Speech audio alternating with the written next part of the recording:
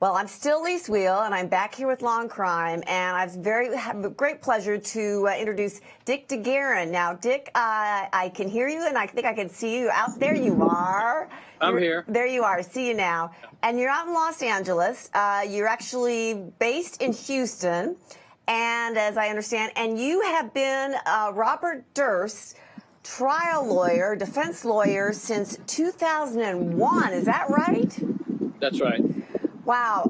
Now, you're out there for a preliminary hearing, and we'll set that up in just a second. But 2001, I just want to back it up for a little bit, because that is a long time being a defense lawyer for somebody. 2001 was when Robert Durst was tried for murder, and when he chopped his neighbor up into, let's say, itty little bits, and he was acquitted of that murder. I mean, that was quite a feat for you. So, you know, now fast forward to this preliminary hearing all these years later. How Morris Black died, and Morris Black died as a result of a struggle over a gun. It was just all the other stuff that was bizarre. Okay, so fast forward to now. We have a preliminary hearing, and the preliminary hearing is actually over a friend of his, Ms. Berman, who died out in Los Angeles. And the motive that the prosecution, I think, is putting forward is that she was actually killed by your client because she was going to at least spill the beans about another murder, that is his first wife here back at East here, Kathleen Durst, many years before. So now that sort of sets the scene a little bit through this preliminary hearing that started yesterday and is going on today. Tell us about what happened today in the courtroom, what's going on right now behind the scenes, or behind you as we can see. Well, not much happened today. There was a woman who formerly was a writer for the New York Post and wrote a story about the disappearance of Kathy Durst back in 1982. And that was her only connection to the case, so nothing much happened there. And then there's a detective on the stand who's testifying about what another detective had testified about what he had done back in 1982. It's pretty boring. The only real fireworks what goes on between the lawyers. Oh, you mean between you and the other lawyers? All the lawyers in the case, the prosecution and the defense, and we're doing a lot of arguing with each other. Oh, okay. Well, that's what lawyers do. Now, this is a preliminary... They're paid to do it. Yeah. Preliminary hearing where the government just has to show probable cause why they should be able to go ahead and present for a full jury the evidence against him for the murder of Susan Berman out there in Los Angeles. Why then do you think they're showing all of these witnesses, or bringing all these witnesses forth to talk about the disappearance of Kathleen Durst? What is the connection, do you think, then, that they're trying to make between Kathleen Durst and Susan Berman? The actual preliminary hearing is supposed to be about Susan Berman. Convoluted theory on the part of the prosecution. Their evidence that Bob Durst killed Susan Berman is extremely weak. As I've said many times, Bob didn't kill Susan Berman, and he doesn't know who did. And he doesn't know who did? Well, the prosecution is trying to build a motive for him to kill Susan Berman. And they reached all the way back into 1982 to the unexplained disappearance of Bob's wife back then. And, of course, there's no evidence that he had anything to do with that. So what we're doing now is the prosecution is trying to justify going forward with the prosecution of Bob for killing Susan Berman in 2001.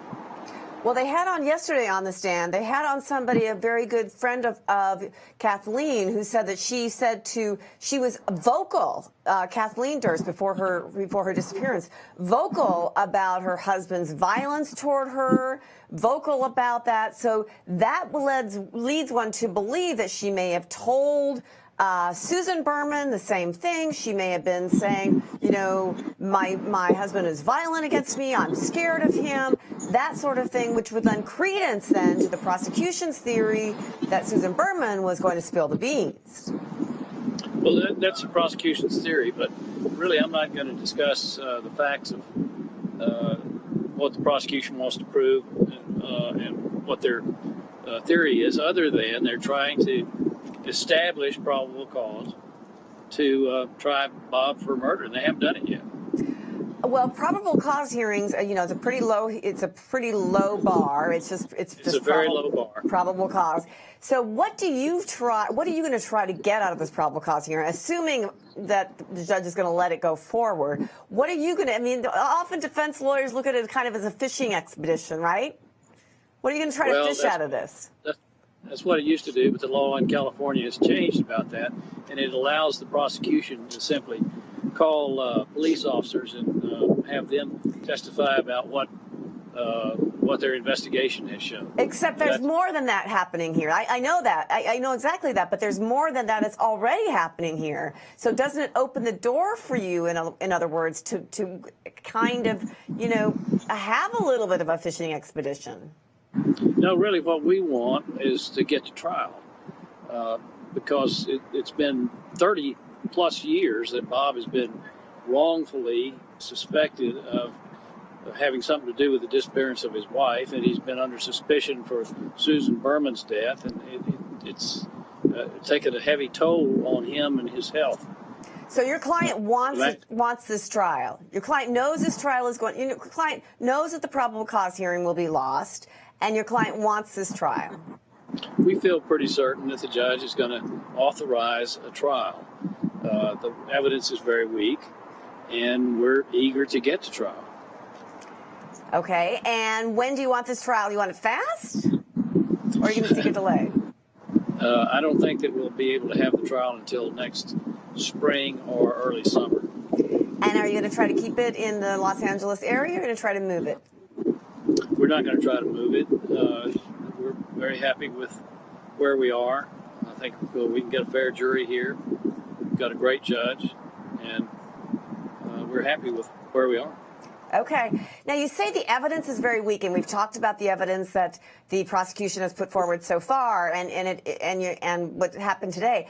But isn't the evidence pretty strong coming out of your own client's mouth, where he says, and in the Jinx, you know what I'm going to say, in the Jinx HBO program, what the hell would I do? I kill them all, of course. Come on, you've heard this quoted to you a million times. He confessed to the murders. He confessed to them. What do you do with that? That evidence coming in. The Jinx was great entertainment, and it won an Emmy, which is exactly what the producers were after. Of course. Well, of course.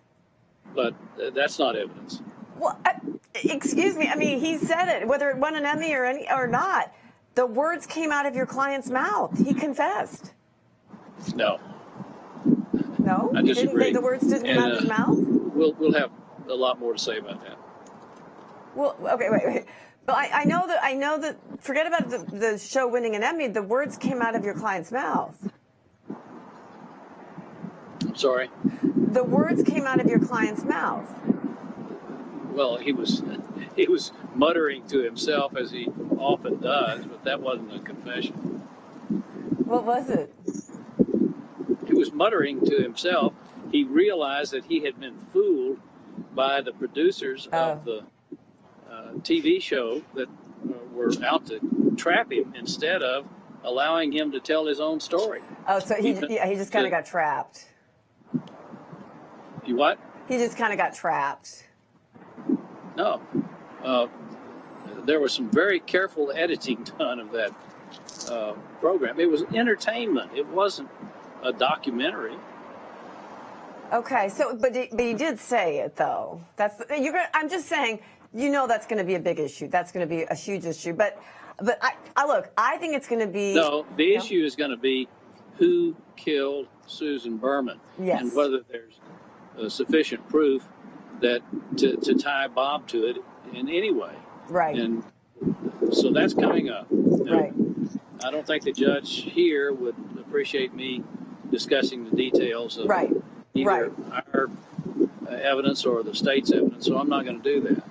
Well, I think it's a fascinating case. I think people are fascinated by it, and I agree with you. Let's just get it to trial, right? Let's just get it to trial. Let's get it open. Let's get all the evidence out there, and you can present your side of the case as well. And so it's just the jury can decide, which is how we like our system, and that's how the system should work. That's what we want. Exactly. We want a fair jury, and that's all we need. That's all we need. That's exactly right. Fair and impartial jury right there in Los Angeles. Where it looks beautiful. It looks beautiful. Dick, thank you so much for taking. It looks. Go back there in the courtroom. But thank you for taking the time out to be out with us in Law&Crime. I really appreciate it. And thank you so much for joining us. I know our viewers appreciate it too, because we're also interested in what's going on, the preliminary hearing, and you really help us establish an understanding of what's going on there in Los Angeles. Thank you so much. Very much appreciated. Have a good time back in Houston as well. Beautiful place as well. Thank you. Thank you so much. Take good care. Bye. That was so interesting. All right, let's go to break. We'll be right back.